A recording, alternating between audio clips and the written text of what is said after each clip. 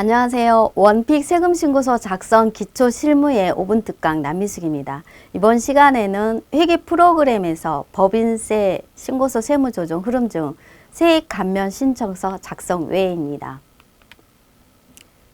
소득구분 계산서 첫 번째 화면입니다. 중소기업 특별 세액 감면을 신청을 하기 위해서는 소득을 감면 대상 소득과 감면받지 않는 소득으로 구분을 하기 위해서는 소득구분 계산서를 작성을 해야 됩니다. 그 과정을 살펴보겠습니다. 세로 불러오기를 하게 되면은 표준재무제표의 금액이 확인이 됩니다. 그리고 감면 명칭 반영을 하시고요. 감면 대상에 해당되는 내용을 모두 작성을 합니다. 감면분에 작성을 한 다음에 감면 대상이 아닌 금액을 기타분으로 정리를 합니다.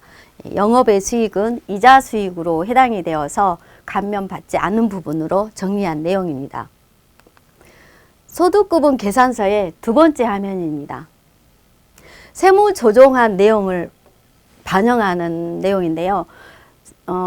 소득구분 계산서 작성할 때쯤은 세무조정 대상 계정 과목이 모두 확정이 되어야 되는 상태입니다. 그래서 세무조정 대상 계정 과목에 해당되는 내용 감면 선택을 하고요. 법인세 등은 해당이 없기 때문에 정리를 해 놓습니다. 서식 저장을 합니다. 소득구분 계산서 세 번째 화면입니다. 배부기준 등록을 하는 내용인데요. 공통입금, 공통송금, 개별 송금에 대해서 정리하는 배부기준 등록 참고를 해서 정리하는 내용입니다. 소득구분 계산서 네 번째 화면입니다. 재계산을 누르게 되면 소득의 감면 대상 소득과 감면받지 않는 구분으로 해서 정리가 되는데요.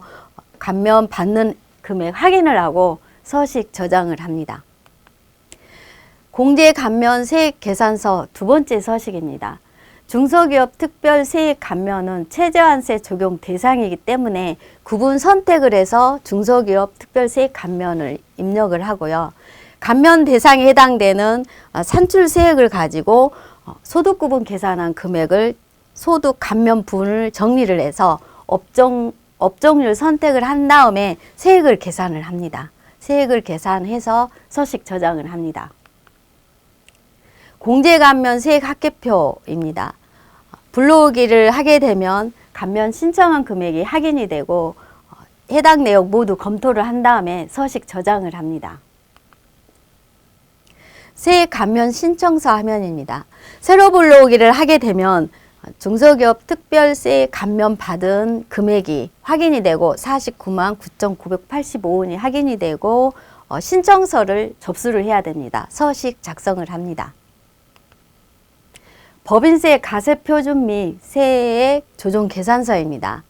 새로 불러오기를 하게 되면은 결산서상 당기순이익이 검토가 됩니다. 그리고 세무조정했던 금액이 확인이 되고요. 차가감 소득금액 5천만 원으로 확인이 돼서 해당되는 내역 중에서 세액조정 계산서에서 다시 들어오면 다시 한번 검토를 해줍니다. 기부금은 해당 연도에 발생이 된 부분 정기서식 확인을 하시고요.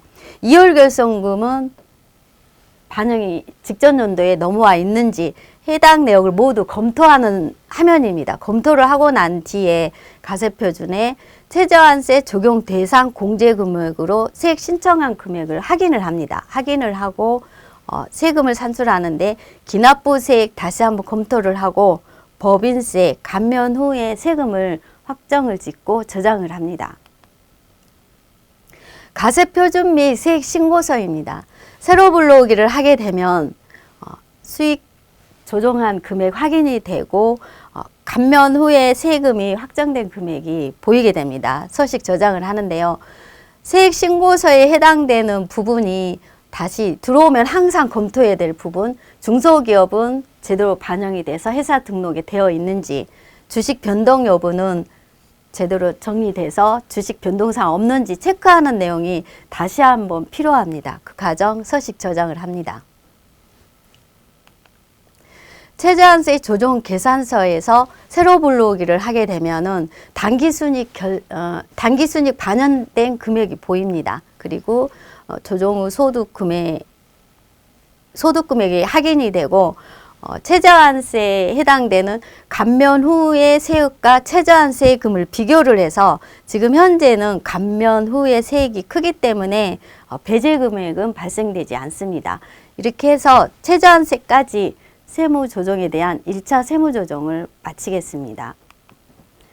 최저한세에 해당되는 내용 검토하시고 세금 신고서 작성을 해 주시면 되겠습니다. 지금까지 남미숙이었습니다. 감사합니다.